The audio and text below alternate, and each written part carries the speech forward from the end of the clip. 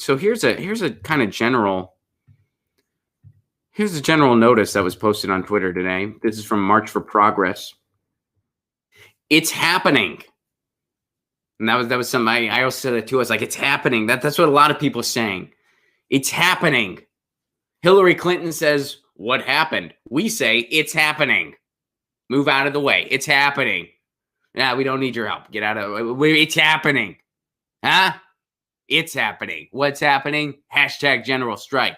Work stoppages at Amazon, Instacart, McDonald's, Purdue, and Whole Foods, and that's happening today. Workers are demanding companies better protect them during the coronavirus pandemic. Amazon strike, Instacart strike, coronavirus USA. Here's an example of those corporate media articles that I was referring to, by the way. So this is an article from Bloomberg, and the headline, if you can't see it, Amazon workers see pandemic as path to better pay / benefits.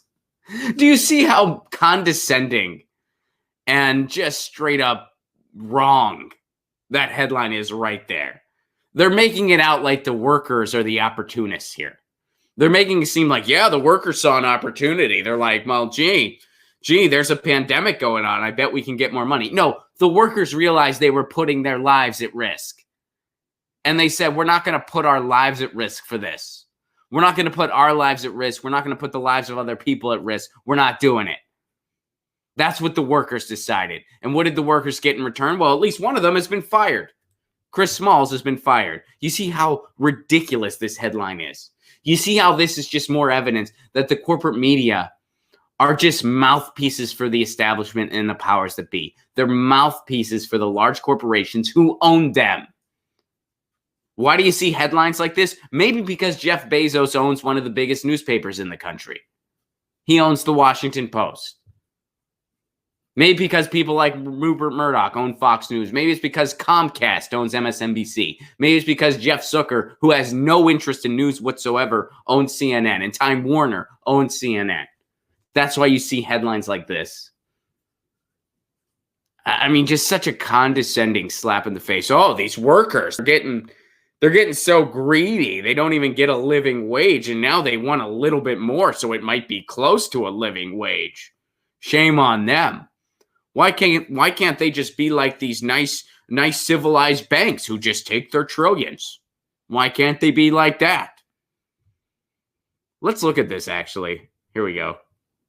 We'll look at this for a minute until it gets nauseating. The article itself is what I'm referring to. So this is from Bloomberg. Here, just the Amazon workers cite health concern and demands for better pay. That's what it's all about. It's just demands for better pay. They're not saying we're putting our lives at risk. Okay. Unionization is unlikely, but virus opens door to organizing. Whole Foods Instacart workers threatened to strike too. This is from yesterday. They have been striking. So Amazon Inc., Instacart Inc., and other companies providing food, medicine, and other essentials are about to find out whether a pandemic can accomplish what organized labor has struggled to do, give employees and contractors the leverage to extract better working conditions. The workers are taking advantage of a situation. That's what this article is trying to kind of slyly communicate to you. This is the workers' fault. This is on the workers. It's not on the companies that don't provide them sanitary, clean conditions, that don't provide them living wages, that expect them to put their lives at risk. It's not on them. It's on the workers for demanding they be treated like human beings. When you look at Amazon and Instacart's and Whole Foods demands, it is something that they should never have to ask for in a million years. It's so sinful that they even have to ask for this. All they're asking for is hazard pay, which they deserve and then some, because they're underpaid as it is. They're asking for sanitary working conditions, hand sanitizer, and they're asking for paid sick leave. They're saying, hey, for those of us who can't work because there have been positive coronavirus tests, people have been testing positive for the coronavirus. So some of us who are at risk and who are more susceptible and vulnerable, we can't work now. We should get paid sick leave. We shouldn't have to worry about going under because we can't work. Other countries take stuff like that for granted, by the way. In other countries, they take stuff like that for granted. Here, we get articles like this. And you know, they're not talking about that in the article. They're not talking about, here, let's see. Yeah, they're not talking about what these people actually want, what the workers actually want.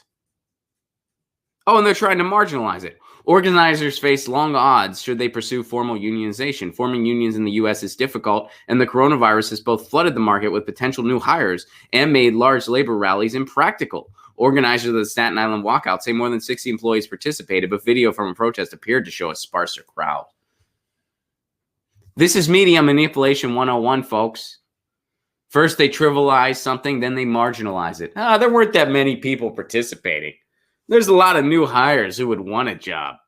Look at these labor organizers just wanting to leverage for better pay. And that's why our conditions are so horrible in the first place, by the way. That's why corporations in the United States can get away with what they get away with.